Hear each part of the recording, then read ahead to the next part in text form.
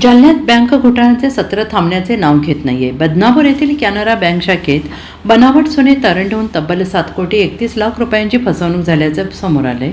या प्रकरणात बँक व्यवस्थापकासह तिघांविरोधात गुन्हा दाखल करण्यात आला असून दोघांना अटक करण्यात आली आहे. जालना जिल्ह्यातील बदनापूर येथील कॅनरा बँकेत 22 एप्रिल 2024 रोजी तपासणी दरम्यान हा घोटाळा उघडकीस आला आणि तपासणीवेळी काही सुवर्ण कर्जाच्या पाकिटांमध्ये बनावट सोने असल्याचं निदर्शनास आलं. यानंतर सखोल चौकशी आणि CCTV फुटेजच्या तपासणीत धक्कादायक माहिती समोर आली. बँकेचे अधिकारी संजय डोंगरे हे स्ट्रॉंग रूममधून सोन्याची पाकिटे चोरून खिशात ठेवत असल्याचे CCTV दिसून आले. या प्रकरणात शाखा व्यवस्थापक विजेंद्र पाटणकर यांनी सुरक्षेच्या नियमांचे उल्लंघन केल्याचे तर सुवर्ण मूल्यमापक प्रवीण बुन्हाडे यांनी बनावट सोन्याला खरे असल्याचे प्रमाणित केल्याचे उघड झाले.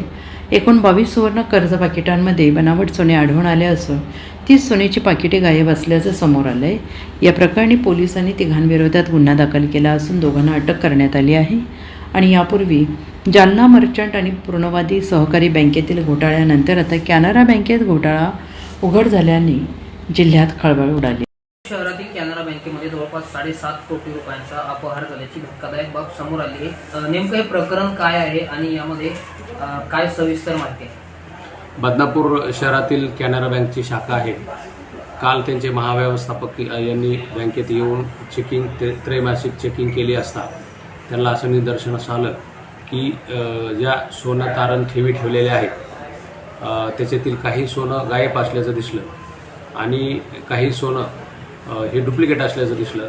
त्याच्यावरून त्यांनी तपासणी केली असता CCTV फुटेज आणि बाकी गोष्टी पाहिल्या असता बँकेचे मॅनेजर वीरेंद्र पाटणकर, त्यांचा सहकारी ऑफिसर संजय डोंगरे आणि सुवर्णकार प्रवीण बुराडे बदनापूर यांनी संगनमत करून बनावट सोनं हे खरं असल्याचं भासवून त्याच्या बदलीत कर्ज दिले आणि जे ओरिजिनल सोनं होतं ते बँकेतून चोरून घेऊन गेले.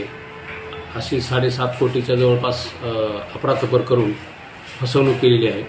त्याच्यामध्ये बँकेचे व्यवस्थापक यांच्या फिर्यादीवरून काल पोलीस स्टेशन बदनापूर येथे गुन्हा दाखल झालेला आहे. त्याच्यामधील एक सोनार प्रवीण बुराडे यांना रात्री अटक केलेली आहे आणि जो वीरेंद्र जो पाटणकर हे आहे मॅनेजर त्याला सुद्धा ताब्यात घेण्यात आलेले आहे. आज त्यांची PCR घेऊन पुढील तपासामध्ये कोण अजून याच्यात सामील आहे याचा तपास घेऊन कारवाई करीत आहोत. बरं, या घोटाळ्याची व्याप्ती वाढण्याची काही शक्यता पोलिसांना संशय आहे का या संदर्भामध्ये? हो, याच्यामध्ये बरेच लोक सामील असल्याचा संशय आहे. अजून बँकेचे वरिष्ठ लोक किंवा साथीदार कोणी आहेत का याचा शोध घेणे चालू आहे. तसेच इतर लोकांनी त्यांना साथ दिलेली आहे का, स्वतःच्या अकाउंटवर काही पैसे घेतलेले आहेत का याचा तपास करून योग्य ती कार्यवाही करीत आहोत. मुख्य आरोपीतून 2 अटक आलेले आहेत, 1 बाकी. हो, 1 फरार आहे, त्याचा शोध चालू आहे.